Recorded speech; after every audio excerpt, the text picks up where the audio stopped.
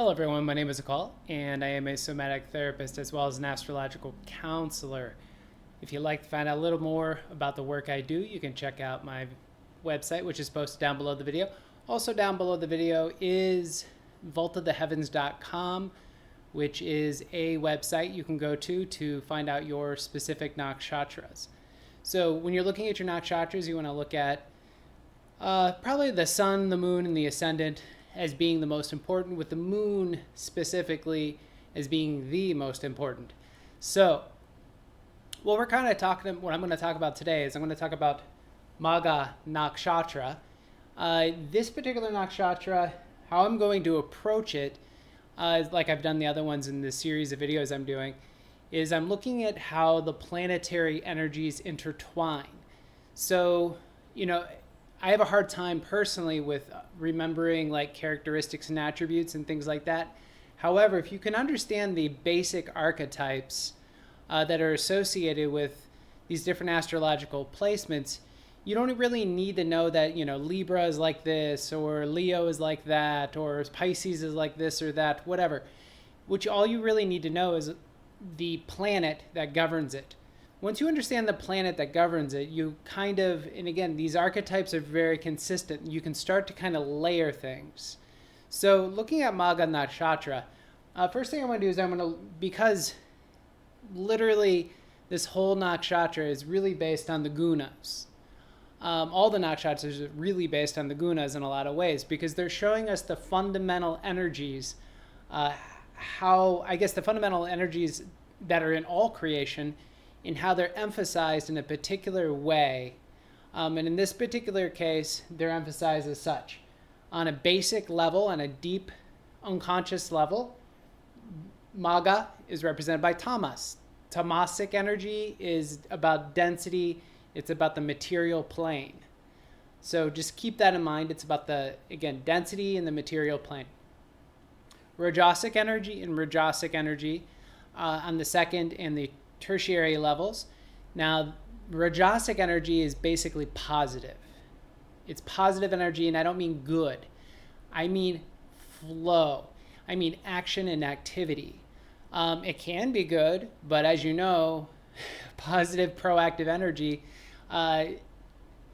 it's not always positive. So it's just the same as, tamasic is generally considered negative. That's not necessarily the case. It just simply means density. So how does all this kind of come together? Well, when we're looking at the planetary rulership of Magha Nakshatra, it's ruled by Ketu, or the South Node. The South Node, or Ketu, to me is it's one of the most interesting placements in someone's chart you can look at. Some people say, it's related to karma. It shows you your karma coming into this lifetime, which you've worked through in previous lives, things like that. Maybe. The way I like to look at it is that the Ketu, your South Node, will represent the energies that kind of come naturally to you. It also, in some ways, I like to look at Ketu, the South Node, as autopilot. And I'll get to that in a moment. So, you've got Ketu, but it's within Leo, so the sun. So meaning this is very magnanimous energy. This is big energy, big expressive energy. Again, the sun, if you want to look at the gunas of the sun, it's movement into clarity. So when the sun shines, meaning the shining of the sun, the radiation of the sun is Rajasic, proactive energy that brings about clarity. It brings changes the night into day. So all this energy, you think about this autopilot energy, this deep instinctual subconscious energy that's flowing through these individuals, and it's expressive. So if you want to kind of consider this for a moment, you can look at the other nakshatras that are also ruled by Ketu, which is Mula and I believe Ashwini. There's probably one I'm forgetting.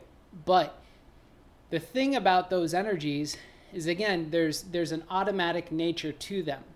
Sometimes that automatic nature, in the case of Mula, is kind of like disastrous. In the case of a Shweenie, it means just it's got go-go juice going on. It's constantly flowing. Now, this interaction of K2 with the sun, to me, it's really interesting. Again, if you can think about this like expression that's on autopilot. So you're going to get a mixture of attributes with these individuals. I guess the best way to kind of look at this is we can sit there and break apart all the attributes. You know, folks in Magha might be a little narcissistic, or, you know, whatever, a lot of the characteristics of Leo that get thrown around. But the one thing you'll say is that this is a very proactive sign. So now what's it moving towards? What's it an automatic towards? Well, remember, it's moving towards density. That is its deep, deep, deep, deep unconscious vibe. So how does it get there? That's when you look at the padas. So we have Mars, Venus, Mercury, Moon. This is the collection of padas. And again, what is a pada? A pada is a quadrant. There are 4 different quadrants within Magha Nakshatra. And they basically represent, if you were born into one of these padas, you're going to have an emphasis. Let's say you're born in pada 1, there's an emphasis of Mars in your chart. So now you're looking at the Sun, K2, and Mars and how they intertwine. However, if you were born in pada 1, does that mean Venus, Mercury, and the Moon, and the other padas, those energies don't apply to you? No, they do apply to you. These are the general energies. You may have an emphasis of one of these other energies. So, looking at this, let's say you were born in pada 1. Sun, K2, and Mars. So I was looking around for words that would describe this. One of the words I found is fortitude. I had to look up fortitude. I don't remember for some reason what fortitude meant. But basically, the courage to persevere. I probably misspelled persevere. I just realized that. But courage to persevere, maybe I didn't misspell it. It's interesting because that basically means one's ability to overcome obstacles. Something about this automatic energy that's really important to remember is it's going to slam into things. It's automatic. It's subconscious. It's here to fulfill some sort of like almost deep karmic past. So one of the other associations with Magha that I kept seeing was ancestry. And I was like, oh, you know, and I think this is probably pretty consistent with the other nakshatras to some degree as well that are ruled by Ketu, is there's something deep from the past. So again, courage to persevere, pada 1. Mars, again, is more sort of impulsive activities. So if you're born in pada 1, meditation, do some yoga, meditate, slow it down, slow your roll a little bit. Again, these are fast-changing planets.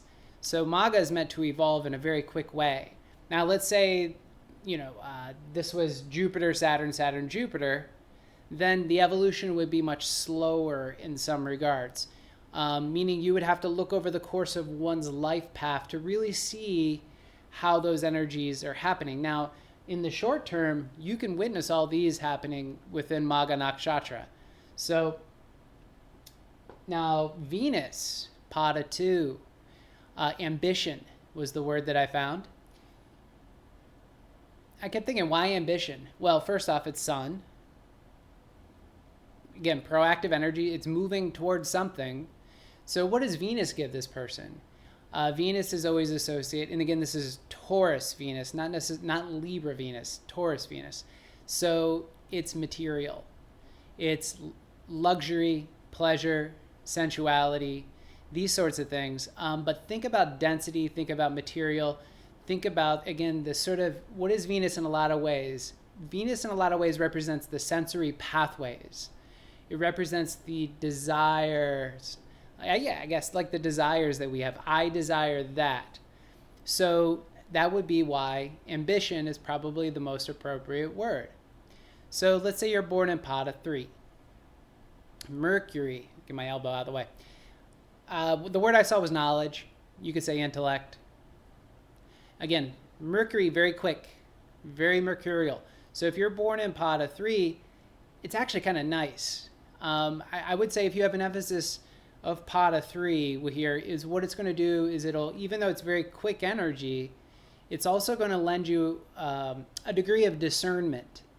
The ability to, hey, slow down for a moment and look at this and that. Look at, your positive and negative. And again, to have that pause before you act is incredibly important. So, and again, because the deep vibe that's happening with this nakshatra, again, is this very automatic energy, and I can't emphasize that enough. I think I want to say one of the attributes or the sort of shaktis or superpowers associated with Magha was out-of-body experiences. I may be wrong, but I think that's what I recall reading.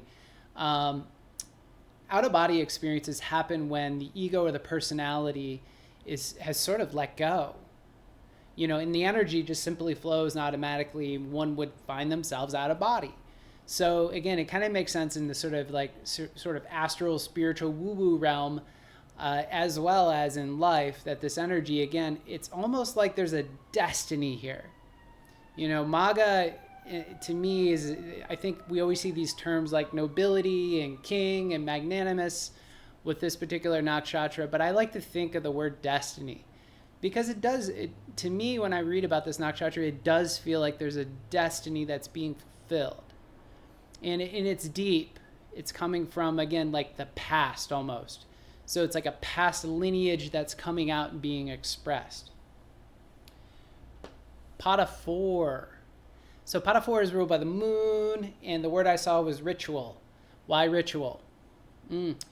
Well, ritual has to do with like honoring one's ancestry. Ritual could be one's desire to, I guess, spiritualize. So what you do with ritual is a way of deepening the intention, deepening the feeling that you have towards, I guess, what you're doing the ritual for. So when you're doing a ritual, you have to be very clear of your intentions. If your intentions are, let's say, negative, we're going to talk about black magic.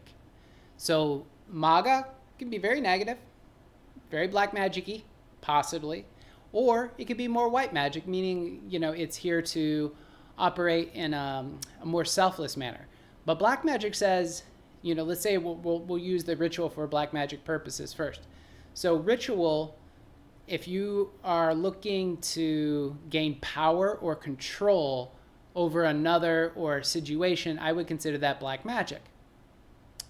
Now, what the ritual does is you have layers. Let's say you're using the elements. So you have something that represents earth in your ritual, a rock. Let's say something that's more etheric, burn incense, fire. Again, you could have a candle burning. Water. Again, you have a glass of water. So the rituals, I think you get what I'm saying here. The rituals can be incredibly basic. But the point is that with each step of a ritual, you're deepening the intention. As the intention deepens, it also kind of clarifies where the energy is going. So now with a white magic ritual, which you might want, I guess, again, it's more selfless in nature, but again, you could do exactly the same thing. It's just that the intention basically is different. You could still use the same elements. In fact, you can use exactly the same rituals oftentimes that you would use in a black magic ritual with a white magic ritual. Again, just altering the intention. So I wrote a word, artha. Artha basically means wealth. It means the sort of, again, pursuit of material things, the movement towards density. So this is a Artha nakshatra. Now, how is that different? Well, the nakshatra that's after this, which is Purva Falguni, that is a Kama nakshatra, meaning Kama is the movement towards pleasure or sensory things. Yeah, so I mean, again, this is all kind of very, general. And that's what my intention was with this particular video, is to kind of look at things in a very general kind of way. But hopefully you have a little bit of clarity about some of the sort of, again, the planets and how the planets are expressed in this particular nakshatra. So with all that said, I appreciate you watching this video. Thank you much.